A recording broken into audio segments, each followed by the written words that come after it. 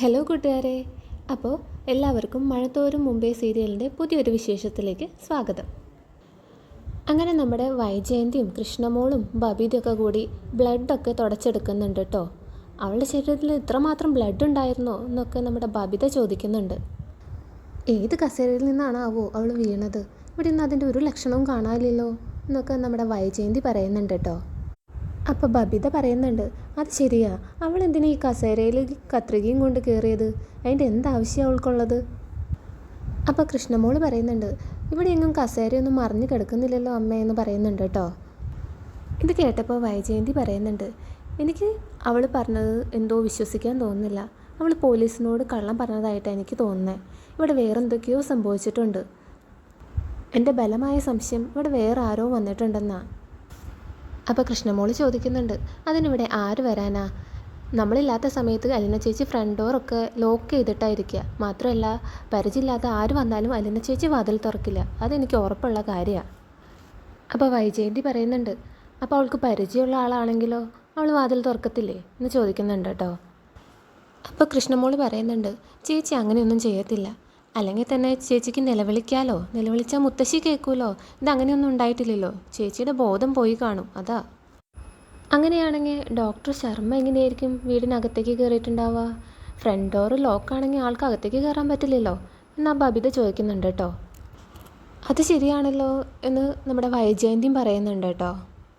അപ്പോൾ അലീന ചേച്ചിക്ക് പരിചയമുള്ള ആരെങ്കിലും ആയിരിക്കും വന്നിട്ടുണ്ടാവുക, അല്ലാതെ ചേച്ചി വാതിൽ തുറക്കത്തില്ല എന്ന് കൃഷ്ണമോള് പറയുന്നുണ്ട് കേട്ടോ. അപ്പോൾ വൈജയന്തി ചോദിക്കുന്നുണ്ട്, അതെ, അവൾക്ക് പരിചയമുള്ള ആരോ ആണ്, അത് ആരാണെന്നാണ് ഞാൻ ചോദിക്കുന്നത് എന്ന് പറയുന്നുണ്ട് കേട്ടോ. അപ്പോൾ കൃഷ്ണമോളൊന്ന് ആലോചിച്ചിട്ട് പറയുന്നുണ്ട് കേട്ടോ, അമ്മേ, എനിക്കൊരു സംശയം. ഇനി രോഹിത്തേട്ടനെങ്ങാനും വന്നിട്ടുണ്ടാവുമോ ക്ലാസ് കട്ട് ചെയ്ത്? അപ്പോൾ വൈജയന്തി ചോദിക്കും, അതെന്താ നിനക്ക് അങ്ങനെ ഒരു സംശയം? അപ്പോൾ കൃഷ്ണമോള് പറയും, അല്ല, രോഹിത്തേട്ടന് അലീന ചേച്ചിയോട് ശത്രുതയുള്ള കാര്യം നമുക്ക് എല്ലാവർക്കും അറിയാമല്ലോ. ആ റൂബിയുടെ കേസിൽ രോഹിത്തേട്ടന് അലീനയോട് ഭയങ്കര ശത്രുതയാണ്. ഇനി രോഹിത്തേട്ടൻ എങ്ങാനും വന്നപ്പോൾ അലീന ചേച്ചി വാതിൽ തുറന്നിട്ടുണ്ടാവും. ഇനി അവർ തമ്മിൽ എന്തെങ്കിലും വാക്ക് തർക്കം ഉണ്ടായിട്ടുണ്ടാവും. അങ്ങനെ ചിലപ്പോൾ കുത്തിയതാണെങ്കിലോ എന്ന് നമ്മുടെ കൃഷ്ണമോള് ചോദിക്കുന്നുണ്ട് കേട്ടോ. ഇത് കേൾക്കുമ്പോൾ ബബിതയ്ക്കും ഡൗട്ട് അടിക്കുന്നുണ്ട് കേട്ടോ. ആ സിസേഴ്സ് കിട്ടിയ കാര്യം അറിയാൻ പറ്റുമെന്ന് നമ്മുടെ കൃഷ്ണമോള് പറയുന്നുണ്ട്. അപ്പോൾ ബബിത പറയുന്നുണ്ട്, ഇപ്പോൾ രോഹിത്തേട്ടല്ലല്ലോ, നമുക്ക് രോഹിത്തേട്ടൻ്റെ റൂമിൽ പോയി നോക്കിയാലോ, ആ സിസേഴ്സ് അവിടെ ഉണ്ടോ എന്ന് നോക്കാമല്ലോ എന്ന് പറയുന്നുണ്ട്. അങ്ങനെ കൃഷ്ണമോളും ബബിതയും കൂടിയിട്ട് രോഹിത്തിൻ്റെ റൂമിലേക്ക് പോവാണ് കേട്ടോ. രോഹിത്തിൻ്റെ റൂമിൽ കയറി അവർ പരിശോധിക്കുന്നുണ്ട്. അപ്പോൾ സ്റ്റഡി ടേബിളിൽ ബുക്സൊക്കെ ഡിസോർഡറായിട്ട് കിടക്കുന്നുണ്ട് കേട്ടോ. അതേപോലെ പെൻ ഹോൾഡറൊക്കെ വീണ് കിടക്കുന്നുണ്ട്. അങ്ങനെ സ്റ്റഡി ടേബിളിലത്തെ സാധനങ്ങളൊക്കെ കുറച്ചൊക്കെ നിലത്തൊക്കെ കിടക്കുന്നുണ്ട് കേട്ടോ, ചതറി കിടക്കുന്നുണ്ട്. അപ്പോൾ ഇതൊക്കെ കാണുമ്പോൾ അവർക്ക് എന്തോ ഡൗട്ട് അടിക്കും കേട്ടോ. മാത്രമല്ല, കൃഷ്ണമോൾക്ക് താഴത്തു നിന്ന് ഒരു ക്യാപ്സ്യൂളിൻ്റെ ഒരു കവറും കിട്ടും. അപ്പോൾ കൃഷ്ണമോൾ ബബിതയോട് ചോദിക്കും, ഇതെന്താ ചേച്ചി എന്ന് ചോദിക്കും കേട്ടോ. അപ്പോൾ ബബിത പറയും, ഇതെന്തോ ക്യാപ്സ്യൂളിൻ്റെ കവറാണല്ലോ എന്ന് പറയും കേട്ടോ. പിന്നെ അവിടെ ഒരു ജ്യൂസ് ഗ്ലാസ് ഇരിക്കുന്നത് കാണും കേട്ടോ. അപ്പോൾ അത് കാണുമ്പോൾ നമ്മുടെ ബബിത പറയും, ഇതെന്തോ ലെമൺ ജ്യൂസ് ഞങ്ങൾ കുടിച്ചിട്ടുള്ള ഗ്ലാസ്സാണ്. പക്ഷേ ഗ്ലാസ് കഴുകി വെക്കുന്ന പതിവ് ചേട്ടനില്ലല്ലോ. പക്ഷേ ഇത് ഫുൾ ക്ലീൻ ആയിട്ടാണ് ഇരിക്കുന്നത്. അതെന്തായാലും രോഹിത്തേട്ടൻ അങ്ങനെ ചെയ്യാൻ വഴിയില്ലല്ലോ എന്ന് പറയുന്നുണ്ട് കേട്ടോ. പിന്നെ ബബിത പറയും, ഇവിടെ എന്തോ നിൽക്കുമ്പോൾ ഒരു നെഗറ്റീവ് എനർജി ഫീൽ ചെയ്യുന്നു, നമുക്ക് എന്തായാലും താഴേക്ക് പോവാം, ഇവിടെ എന്തോ സംഭവിച്ച പോലെ തോന്നുന്നുണ്ടെന്ന് പറയുന്നുണ്ട് കേട്ടോ. അങ്ങനെ രണ്ടാളും കൂടി താഴേക്ക് പോവാണ്. ഇതേ സമയം രോഹിത്ത് വരുന്നുണ്ട് കേട്ടോ. രോഹിത്ത് ആകെ ടെൻഷൻ അടിച്ചിട്ടാണ് വരുന്നത്. പക്ഷേ അതൊന്നും കാണിക്കാതിരിക്കാൻ അവൻ ശ്രമിക്കുന്നുണ്ട്. രോഹിത്തിനെ സംശയത്തോടു കൂടിയാണ് വൈജയന്തി നോക്കുന്നത്.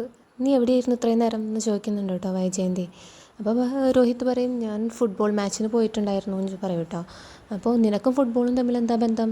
നീ ഫുട്ബോൾ കളിക്കുന്ന ആളൊന്നുമല്ലല്ലോ എന്ന് പറയും കേട്ടോ. അപ്പോൾ ഫ്രണ്ട്സ് കളിക്കുന്നുണ്ടായിരുന്നു, അപ്പോൾ അവരുടെ കൂടെ പോയതാന്ന് പറയും കേട്ടോ. അപ്പോൾ കൃഷ്ണമോള് ചോദിക്കും, രോഹിത്തേട്ടൻ ഇന്ന് ഉച്ചയ്ക്ക് ക്ലാസ് എങ്ങനെ കട്ട് ചെയ്ത് ഇങ്ങോട്ട് വന്നിട്ടായിരുന്നോ എന്ന് ചോദിക്കും കേട്ടോ. അപ്പോൾ രോഹിത്ത് പറയും, ഇല്ല, എന്താ അങ്ങനെ ചോദിക്കുന്നതെന്നൊക്കെ ചോദിക്കും കേട്ടോ. അപ്പോൾ കൃഷ്ണമോള് പറയും, ചേട്ടൻ കള്ളം പറയരുത്, ചേട്ടൻ ഇവിടെ വന്നിട്ടുണ്ടായിരുന്നില്ലേ എന്ന് ചോദിക്കും കേട്ടോ. അപ്പോൾ ഇതൊക്കെ കേൾക്കുമ്പോൾ നമ്മുടെ രോഹിത്തിനൊരു ടെൻഷനൊക്കെ ഉണ്ട് കേട്ടോ. പക്ഷേ രോഹിത്തൊന്നും സമ്മതിച്ചൊന്നും കൊടുക്കുന്നില്ല. അപ്പോൾ അലിന ചേച്ചിക്ക് സംഭവിച്ചൊന്നും അറിഞ്ഞില്ലേ ചേട്ടൻ എന്ന് ചോദിക്കും കേട്ടോ. അപ്പോൾ രോഹിത്ത് ഒന്നും അറിയാത്ത പോലെ പറയും, ഞാനൊന്നും അറിഞ്ഞില്ലല്ലോ, എന്ത് പറ്റി, അവൾ പിരിഞ്ഞു പോയോ എന്നൊക്കെ ചോദിക്കും കേട്ടോ. പിരിഞ്ഞൊന്നും പോയില്ല, പക്ഷേ ചേച്ചിക്ക് സിസേഴ്സിൽ കുത്ത് കിട്ടി, ചേച്ചി ഹോസ്പിറ്റലിലാണെന്ന് പറയും കേട്ടോ. ചേട്ടൻ എങ്ങനെയാണോ ഇത് ചെയ്തതെന്നുള്ള മട്ടിൽ നമ്മുടെ കൃഷ്ണമോൾ ഓരോ ചോദ്യങ്ങൾ ചോദിക്കുന്നുണ്ട് കേട്ടോ. അപ്പോൾ നമ്മുടെ രോഹിത്ത് അതൊക്കെ എതിർക്കുന്നുണ്ട്. അപ്പോൾ കൃഷ്ണമോൾ പറയുന്നുണ്ട്, അല്ല, ചേട്ടന് റൂബിയുടെ കേസിൽ അലീന ചേച്ചിയോട് ഭയങ്കര ദേഷ്യമായിരുന്നല്ലോ, അപ്പോൾ രോഹിത് പറയും ഏത് റൂബി, എവിടുത്തെ റൂബി എന്നൊക്കെ പറയും കേട്ടോ. അപ്പോൾ അത് കേൾക്കുമ്പോൾ കൃഷ്ണമോൾക്ക് ദേഷ്യം വരും കേട്ടോ. അപ്പോൾ പറയും അമ്മേ ചേട്ടൻ ഫുള്ള് കള്ളത്തരാ പറയുന്നത്, ചേട്ടൻ ഡ്രാമ കളിക്കുകയാണ് കേട്ടോ എന്ന് പറയും കേട്ടോ. അപ്പോൾ വൈജയന്തി കൃഷ്ണമോളോട് പറയും നീ എന്തിനാ അവനെ ക്വസ്റ്റ്യൻ ചെയ്യണേ, അവനെ ക്വസ്റ്റ്യൻ ചെയ്യാൻ ഞാനും അച്ഛനൊക്കെ ഇല്ലേ, നീ നിൻ്റെ കാര്യം നോക്കുമെന്ന് പറയും കേട്ടോ. അപ്പോൾ ഇത് പറഞ്ഞിട്ട് നമ്മുടെ കൃഷ്ണമോൾ അങ്ങനെ അകത്തേക്ക് പോവാണ് കേട്ടോ. അപ്പോൾ നമ്മുടെ ബബിത ചോദിക്കുന്നുണ്ട് സത്യം പറയാൻ നിനക്ക് അവളോട് റിവെഞ്ച് ഉണ്ടായിരുന്നില്ലേ, നീ എങ്ങനെയാണോ അത് ചെയ്തതെന്ന് ചോദിക്കുന്നുണ്ട് കേട്ടോ. അപ്പോൾ രോഹിത് പറയുന്നുണ്ട് പിന്നെ അവളാണോ ഈ വീട്ടിലെ വില്ലത്തി, ഞാനൊന്നും ചെയ്തിട്ടില്ല, എനിക്കൊന്നും അറിയില്ല എന്ന് പറയുന്നുണ്ട് കേട്ടോ. പക്ഷേ നിൻ്റെ റൂം കാണുമ്പോൾ അങ്ങനത്തെ ലക്ഷണങ്ങളൊന്നും അല്ല കാണുന്നത്, എന്തായാലും അതൊക്കെ ഒന്ന് അടുക്കി പെറുക്കി വെച്ചോ എന്ന് പറയുന്നുണ്ട് കേട്ടോ. ഇതൊക്കെ കേൾക്കുമ്പോൾ രോഹിത്തിന് ഭയങ്കര ടെൻഷനാവാണ് കേട്ടോ. പക്ഷേ ഒക്കെ ആൾ കൺട്രോൾ ചെയ്ത് നിൽക്കുന്നുണ്ട്. വൈജയന്തിക്ക് എന്തൊക്കെയോ സംശയങ്ങളുണ്ട്, പക്ഷേ ഒന്നും ചോദിക്കാനൊന്നും നിൽക്കുന്നില്ല. അങ്ങനെ രോഹിത് റൂമിൽ കയറി പോകുന്നുണ്ട് കേട്ടോ. രോഹിത്തിന് റൂമിൽ കയറിയപ്പോൾ ആകെ വെപ്രാളായിട്ട് എന്താ ചെയ്യേണ്ടതെന്ന് അറിയണില്ല. അതൊക്കെ അടക്കി പറക്കിയൊക്കെ വെക്കുന്നുണ്ട്, ബുക്സും പെന്നൊക്കെ അടക്കി പറക്കി വെക്കുന്നുണ്ട്. അതേപോലെ ആ ക്യാപ്സ്യൂളിൻ്റെ കവറൊക്കെ കളയുന്നുണ്ട്. പിന്നെ നോക്കിയപ്പോൾ ഒരു മുടിനാരകൾ കണ്ടു, അത് കൊണ്ടുപോയി കളയുന്നുണ്ട് കേട്ടോ. അപ്പോൾ ആകെ വെപ്രാളത്തിലാണ് രോഹിത് നിൽക്കുന്നത്. എന്നിട്ട് നമ്മുടെ ഹരിയെ വിളിക്കുന്നുണ്ട്. ഇത് ഹരി എത്തിയെന്ന് പറയുന്നുണ്ട് കേട്ടോ. അപ്പോൾ ഹരി ചോദിക്കും നീ എന്തിനാ എത്ര വെപ്രാളപ്പെടണേന്ന് ചോദിക്കും കേട്ടോ. അപ്പോൾ പറയാം എന്താ ഈ റൂമിൽ വെച്ചിട്ടല്ലടാ അതൊക്കെ നടന്നത്, അത് ഇപ്പോഴും കണ്ണിൽ നിന്ന് മായുന്നില്ല, എന്താ അവൾ ചെയ്തത്, അത് എൻ്റെ കണ്ണിൽ നിന്ന് പോകുന്നില്ല, അതിൻ്റെ വെപ്രാളാന്ന് പറയാം കേട്ടോ. അപ്പോൾ പറയും നീ അതൊന്നും ടെൻഷൻ അടിക്കേണ്ട ആവശ്യമില്ല, അവൾ പോലീസിനോട് പറഞ്ഞല്ലോ അവൾ തട്ടി വീണതാന്ന്, അപ്പോൾ ഇനിയിപ്പോൾ അതൊന്നും പേടിക്കാനില്ല. അപ്പോൾ രോഹിത് പറയുന്നുണ്ട് കേട്ടോ അവൾ പോലീസിനോട് അങ്ങനെ പറഞ്ഞെങ്കിൽ അച്ഛനോട് സത്യം പറഞ്ഞാലോ, എനിക്ക് ആലോചിച്ചിട്ട് പേടിയാവുന്നുണ്ടെന്ന് പറയുന്നുണ്ട് കേട്ടോ. അപ്പോൾ രോഹിത് പറയുന്നുണ്ട് അതിനൊരു സാധ്യതയുണ്ട്, ഇനി അങ്ങനെ എങ്ങാനും അവൾ പറയുകയാണെങ്കിൽ തന്നെ നീ ഒന്നും നോക്കണ്ട, അച്ഛൻ്റെ കാലിൽ വീണ് മാപ്പ് ചോദിച്ചേക്ക്, അതല്ലാതെ വേറെ വഴിയില്ല എന്ന് പറയും കേട്ടോ. ഹോസ്പിറ്റലിൽ മനു വന്നിട്ട് ബാലേന്ദ്രനോട് പറയുന്നുണ്ട് കേട്ടോ അലീനേനെ പോസ്റ്റ് ഓപ്പറേഷൻ റൂമിലേക്ക് മാറ്റിയിരിക്കുക, അവളെ എന്തായാലും ഇന്ന് കാണാൻ പറ്റില്ല എന്ന് പറയുന്നുണ്ട് കേട്ടോ. അപ്പോൾ ബാലേന്ദ്രൻ പറയും അപ്പോൾ എന്തായാലും ഇന്ന് അവളോട് സംസാരിക്കാനൊന്നും പറ്റില്ല അല്ലേ എന്ന് ചോദിക്കും കേട്ടോ. അപ്പോൾ മനു പറയും എന്തായാലും അങ്കിളിന്ന് ഇവിടെ വെയിറ്റ് ചെയ്യണ്ട, ഞാൻ ബൈസ്റ്റാൻഡറായിട്ട് ഞാൻ നിന്നോളാം, അങ്കിൾ വീട്ടിൽ പോയിക്കോളാം എന്ന് പറയും കേട്ടോ. അപ്പോൾ ബാലേന്ദ്രൻ ചോദിക്കും അത് നിനക്ക് നാളെ ഓഫീസിലേക്കൊക്കെ പോകേണ്ടതല്ലടാ, അപ്പോൾ അതെങ്ങനെയാണെന്ന് ചോദിക്കും. അപ്പോൾ പറയും അത് കുഴപ്പമില്ല അങ്ങളെ, ഞാൻ ലീവ് എടുത്തോളാം. അപ്പോൾ നീ ഇവിടെ നിൽക്കുന്നതാണോ പറയണേന്ന് ചോദിക്കും കേട്ടോ. അതെ കുഴപ്പമില്ല, അവൾക്ക് ആരും ഇല്ലാത്തതല്ലേ, ആരില്ലാത്തവർക്കല്ല ആരെങ്കിലുമൊക്കെ വേണ്ടേ, അവൾക്ക് കൂട്ടായിട്ട് ഞാൻ നിൽക്കാം എന്ന് പറയും കേട്ടോ മനു. പിന്നെ കുറച്ച് കഴിയുമ്പോൾ മനു നമ്മുടെ ഡോക്ടറെ കാണുന്നുണ്ട് കേട്ടോ, ഡോക്ടർ ശർമ്മേനെ. അപ്പോൾ മനു തൻ്റെ സംശയം ചോദിക്കുന്നുണ്ട് കേട്ടോ ഡോക്ടറോട്.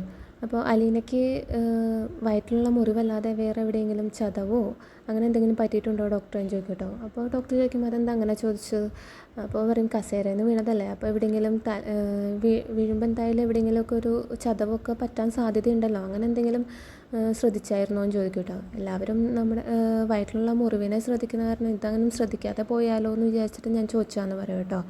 അപ്പോൾ ഡോക്ടർ പറയും അങ്ങനെയുള്ളതായിട്ടൊന്നും കണ്ടില്ല, ആകെ കുട്ടിക്ക് കുറച്ച് ചെറിയൊരു ഓപ്പറേഷന് വേണ്ടി ചെറിയൊരു സെഡേഷൻ മാത്രമേ കൊടുത്തിരുന്നത്, പക്ഷേ ആ സെഡേഷൻ്റെ ഡോസ് ഇതോടുകൂടി കഴിയേണ്ടതാണ്. ഇപ്പോഴും കുട്ടിക്ക് ഇടയ്ക്കിടയ്ക്ക് മയക്കം വരുന്നുണ്ട്, അത് ഒന്നില്ലെങ്കിൽ എന്തെങ്കിലും ഉറക്ക ഗുളിക ഓവർ ഡോസായിട്ട് കഴിച്ചിട്ടുണ്ടാവണം, അല്ലെങ്കിൽ എന്തെങ്കിലും മയക്കുമരുന്ന് ആ കുട്ടിയുടെ ശരീരത്തിൽ എത്തിയിട്ടുണ്ടാവണം, ഇങ്ങനെ മാത്രമേ ആ കുട്ടിക്ക് ഇങ്ങനെ മയങ്ങി പോകാൻ പറ്റുള്ളൂ എന്ന് പറയും കേട്ടോ. അപ്പോൾ ഇത് കേൾക്കുമ്പോൾ മനു ആകെ ഷോക്കാവും കേട്ടോ. അപ്പോൾ മനു പറയും അലീനയ്ക്ക് ആണെങ്കിൽ അങ്ങനെ ഉറക്ക ഗുളിക കഴിക്കുന്ന ശീലമൊന്നുമില്ല, അവളെന്തായാലും അത് കഴിച്ചിട്ടുണ്ടാവില്ല, മാത്രമല്ല മയക്കുമരുന്ന് പറഞ്ഞ സാധനം അവൾ കണ്ടിട്ട് പോലും ഉണ്ടാവില്ല. അപ്പോൾ ഡോക്ടർ പറയും അങ്ങനെയാണെങ്കിൽ മറ്റെന്തെങ്കിലും കാരണങ്ങളുണ്ടാവും എന്ന് പറയും കേട്ടോ. അപ്പോൾ എന്തായാലും ഞാൻ ലേറ്റായി ഞാൻ പോവാമെന്ന് പറഞ്ഞിട്ട് ഡോക്ടർ പോവാണ് കേട്ടോ. അപ്പോൾ മനുവിൻ്റെ സംശയം അങ്ങനെ തന്നെ നിൽക്കുക, ഇവിടെ എന്തോ സംഭവിച്ചിട്ടുണ്ടെന്നുള്ള കാര്യം മനുവിന് ഉറപ്പായിട്ടോ. അലീന പോലീസിനോട് പറഞ്ഞതൊക്കെ എന്തായാലും കള്ളാണെന്നുള്ള കാര്യം മനുവിനും നേരത്തെ മനസ്സിലായിട്ടുണ്ടായിരുന്നു. അപ്പോൾ ഈ കാര്യത്തിൽ മനുവിന് ഉറപ്പായി അലീന എന്തോ മറയ്ക്കുന്നുണ്ടെന്നുള്ള കാര്യം മനുവിന് ഉറപ്പായിട്ടോ. പിറ്റേ ദിവസം അലീനയ്ക്ക് ബോധം വരുമ്പോൾ അലീന മനുവിനെ കാണുന്നുണ്ട് കേട്ടോ. മനുവായിട്ട് സംസാരിക്കുന്നൊക്കെ ഉണ്ട്, വളരെ ഇമോഷണലായിട്ടുള്ളൊരു മൊമെൻ്റാണ് കേട്ടോ. അപ്പോൾ മനുവിനാണെങ്കിൽ ഭയങ്കര സങ്കടമൊക്കെ വരുന്നുണ്ട്. അതാണ് നമ്മൾ പ്രമോലൊക്കെ കണ്ട നെഞ്ചോട് ചേർത്ത് പിടിക്കുന്നതും തലയിൽ തലോടി കൊടുക്കുന്നതൊക്കെ. എന്തായാലും അലീന നടന്ന സംഭവങ്ങളൊക്കെ മനുവിനെ അറിയിക്കുന്നുണ്ട്. മനു അത് കേട്ടിട്ട് ദേഷ്യം വരുന്നുണ്ട് മനുവിന്. മനു നേരെ പോയി ഹരീനെ കാണുന്നുണ്ട്, അതേപോലെ തന്നെ അവനായിട്ട് ശരിക്ക് പെരുമാറുന്നുണ്ട് കേട്ടോ. അപ്പോൾ ഇതൊക്കെയാണ് ഇനി നാളെ വരാൻ പോകുന്നത്. വീഡിയോ ഇഷ്ടപ്പെട്ടാൽ ലൈക്ക് ചെയ്യാനും സബ്സ്ക്രൈബ് ചെയ്യാനും മറക്കല്ലേ. അപ്പോൾ പുതിയ വിശേഷങ്ങളുമായിട്ട് അടുത്ത വീഡിയോയിൽ കാണാം. Thank you.